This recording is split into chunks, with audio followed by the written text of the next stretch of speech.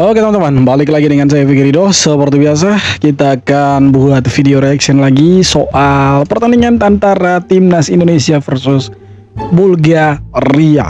Jadi ya di pertandingan kali ini kita harus mengakui bahwa kita kalah 1-0 dari Bulgaria. Walaupun kita kalah tapi rasanya seperti menang. Kenapa? Karena secara permainan Timnas Indonesia menurut saya bagus, not bad. Ya walaupun ada beberapa catatan kecil yang kedepannya harus diperbaiki, tapi overall kita punya permainan sudah sangat-sangat luar biasa. Hanya saja Bulgaria lebih beruntung karena ada sedikit kontak antara Kevin Dix dan juga salah satu pemain Bulgaria, makanya mereka dapat hadiah penalti. Ya kalau tidak ada penalti mungkin ya kita 0-0 dan mungkin akan berakhir dengan adu penalti ya. Kalau kita melihat peluang Timnas Indonesia mulai dari babak pertama sampai terakhir babak kedua selesai pertandingan, di babak pertama nyaris kita tidak punya peluang yang berbahaya yang bisa mengancam gawang dari Bulgaria. Nah, memasuki babak kedua permainan Timnas Indonesia lebih agresif, yaitu lebih tampil, lebih menyerang, ya berani untuk menusuk ke sepertiga pertahanan lawan dan berani untuk crossing dari sisi kiri. Apalagi setelah Donitri Pamungkas masuk, kita lebih berani untuk melakukan crossing dan hasilnya dua tendangan dari Ole Romeni itu hampir gol mengenai mister gawang. Dan ya di babak kedua kita lebih berani lah dibandingkan dengan babak pertama. Kita masih ragu-ragu, pengambilan keputusan yang keliru, kemudian ada beberapa peluang yang seharusnya bisa tembak langsung ke gawang lah, tetapi keputusan akhirnya itu finishingnya agak sedikit terlambat dan keliru. Akhirnya kita buang-buang peluang, buang-buang momentum, dan ya akhirnya kita harus dihukum kalah 1-0. Ya tidak masalah, kita kalah itu hal biasa.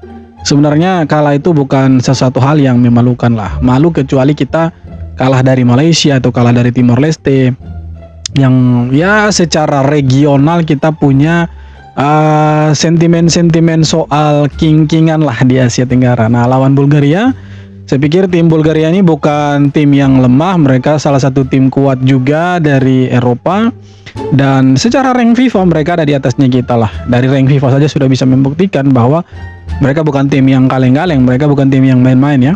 Dan mereka bisa kasih kalah kita 1-0, ya itu sudah luar biasa itu.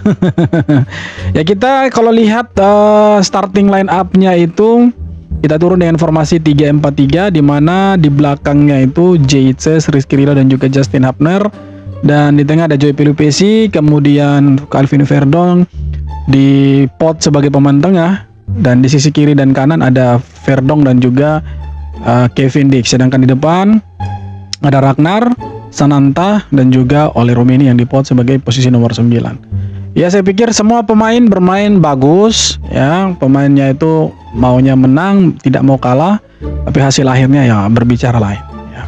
Dan saya pikir Bulgaria juga penerapan pertahanannya itu low block, kemudian mereka agak sedikit kasar, dan ya mungkin membuat Indonesia agak kewalahan, agak kesusahan dalam membongkar pertahanannya mereka. Dan seperti apa tanggapan komentar dari netizen soal sepak bola Indonesia dan juga pertandingan antara Timnas Indonesia dan juga Bulgaria? Mari kita simak sama-sama. Let's go.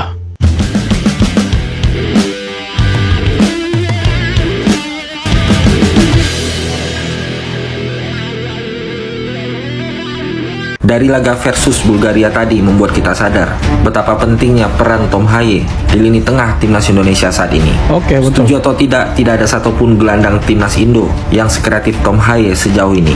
Yaps, di mana skuad ini memang sangat membutuhkan Tom Haye. Namun sayang Tom Haye tidak bisa bermain karena sedang menjalani sanksi dari FIFA, guys. Dan melihat gaya bermain Timnas tadi dan dikombinasikan dengan Tom Haye, permainan Timnas Indonesia pasti lebih colorful, dan John Herdman benar-benar membawa perubahan dari segi gaya bermain, dan yang pasti visi dan misi dari pelatih ini itu memang sudah sangat jelas, guys. So kalau menurut kalian gimana? Ya saya setuju soal Tom Haye, yang mana kita betul-betul sangat membutuhkan Tom Haye itu di lini tengah, karena terlihat sekali ketika Tom Haye itu tidak ada, sangat kurang kreativitas di lini tengah. Dan sebenarnya di plotnya Verdong dan juga Joy Pelupesi di tengah saya pikir sah-sah saja, bagus. Tapi kita butuh pemain yang lebih dari sekedar berlari, punya tenaga yang kuat, tetapi minim kreativitasnya kurang. Nah, siapa sih yang bisa mengisi itu? Ya tidak lain tidak bukan Prof Haye yang bisa mengisi kekosongan di lini tengah itu. Tapi sayangnya Tom Haye tidak bisa main. Kenapa? Karena Tom Haye lagi disanksi sama FIFA waktu kita round 4 kualifikasi Piala Dunia, jadi dia tidak bisa main lah. Dan kalau saya pikir permainan timnas Indonesia ya tidak buruk lah, not bad lah untuk pertandingan malam ini. Saya rasa kita punya permainan lah luar biasa lah, sekelas Bulgaria cuma menang 1-0 dan itu pun penalti, bro. Menang hoki ya, menang hoki. Iya, betul, Sekelas Bang, tim menang Eropa, hoki dia Bulgaria peringkat 86 FIFA cuma bisa main parkir biji ketemu King Indo, udah gitu penalti bluetooth wasit dongo. Belum habis daripada itu, mentang-mentang dapat penalti bluetooth dari wasit, guling-guling terus, drama queen ya. Sekelas tim Eropa ketemu sama King Indo, kasih yang lebih kuat, kasih yang lebih kuat. Kurangnya kita itu cuma dua. Yang pertama itu adalah hoki, yang kedua di sepertiga akhir lapangan selalu buntu. Tapi tadi ada dua peluang emas yang harusnya jadi gol. Yang pertama dari Ole Romeni kena tiang, yang kedua dari Rizky Ridho kena tiang juga biji. Nih bawa pakai beko dari Eropa nih. Ya. Kalau mau dibilang kita kurang hoki, kurang beruntung, betul, setuju. Kurang beruntung kita. Ya keberuntungan lebih memihak ke Bulgaria daripada ke timnas Indonesia gitu ya. Daripada mereka memilih Indonesia. Mungkin kurang fufu-fufunya. Bercanda. Ya memang kita punya dua peluang emas, tapi sayang tidak bisa dikonversi jadi gol. Itu gua bolanya lebih sayang ke Mister Gawang itu daripada masuk ke gawangnya Bulgaria itu. Ya kalau kita lihat Bulgaria selain mereka penerapan pertahanannya itu low block, mereka guling-guling kayak Bahrain mereka ini. Kalau kita lihat memang si Bulgaria kampret ini kayak Bahrain mereka itu. Iya kayak Bahrain itu. Atau mungkin si Dimitrov ini pelatihnya Bulgaria karena dia tahu tipikal orang Indonesia seperti apa, karena dia pernah jadi asisten timnas Indonesia di eranya Ivan Kolev. Mungkin dia tahu Indonesia ini kalau dikasih permainan yang banyak drama itu akan membuat Indonesia pemain-pemainnya itu emosi dan suka melakukan pelanggaran yang tidak penting gitu. Dan itu terbukti mereka ketika memainkan emosinya mereka. Nah, pemain-pemain kita terpancing. Contoh seperti Justin Hubner akhirnya melakukan pelanggaran yang tidak perlu. Nah, akhirnya kartu kuning ditarik keluar ya kan. Kemudian Rizky Ridho juga ya walaupun ya profesional foul tapi ya itu efek dari mereka memainkan emosi lah. Jadi ya mereka sekelas Bulgaria, bro, main lawan King Indo parkir bis. Aduh, kacau memang.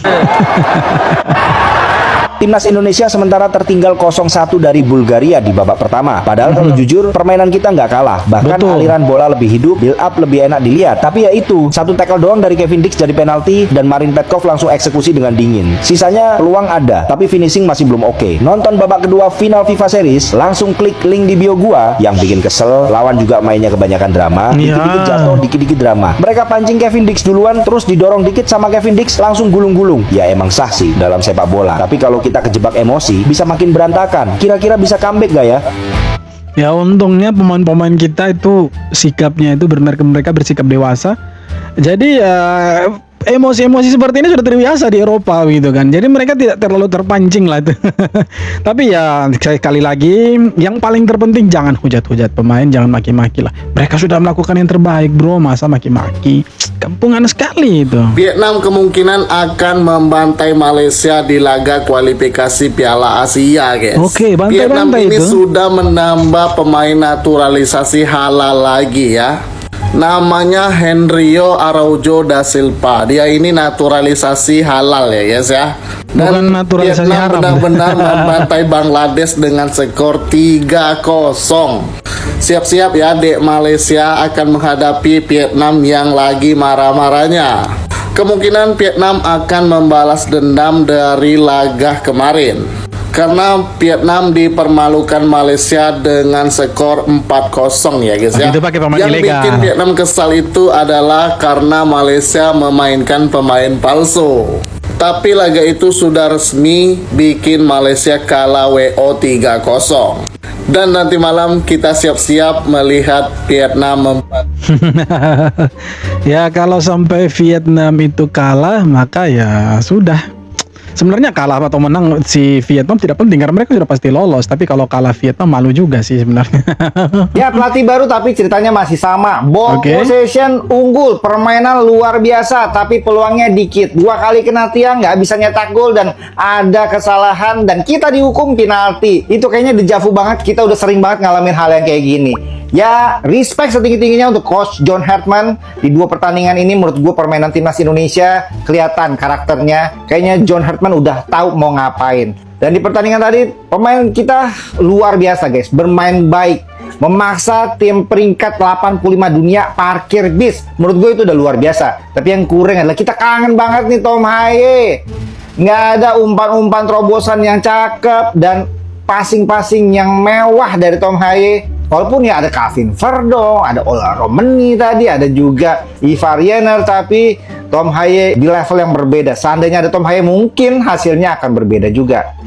Ya betul sekali, kita butuh Tom Haye di tengah. Dan sebenarnya ini catatan penting untuk PSSI, di mana kalau besok-besok datangkan pemain keturunan, sekali lagi datangkanlah pemain yang posisinya itu ada di posisi penyerang atau pemain tengah. Kenapa? Karena kita sangat buntu di posisi penyerang. Kita sangat buntu ketika Tom Haye tidak ada. Dan terlihat sekali kreativitas dari lini tengah agak sedikit kurang kalau Tom Haye tidak ada. Ya semoga nantinya ke depan naturalisasi tidak lagi pemain belakang, karena jujur kita pemain belakang terlalu banyak dan bagus-bagus. Sekarang kita butuh pemain tengah dan pemain depan untuk kedalaman skuadnya itu sama antara di bench dan juga starting line up. Jadi ya kalaupun diganti ya performanya sama gitu. Walaupun Tom Haye tidak main tapi penggantinya tetap sama gitu, tetap bagus. Ya semoga lah seperti itu. Dan kita harap juga ya jangan ada yang maki-maki, jangan ada yang hujat-hujat pemain karena mereka sudah melakukan yang terbaik. Ya, kita masih punya banyak lah turnamen-turnamen, ada FIFA Series.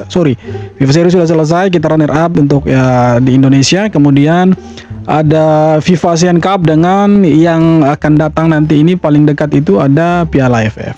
Jadi tenang, kita masih punya kesempatan untuk lihat timnas itu banyak. So kita dukung terus timnas, jangan bosan-bosan dan jenuh-jenuh dukung timnas kesayangan kita. Terima kasih banyak sudah nonton dan jangan lupa untuk like, comment, dan subscribe. Kita jumpa lagi di video-video berikutnya. Thank you bro.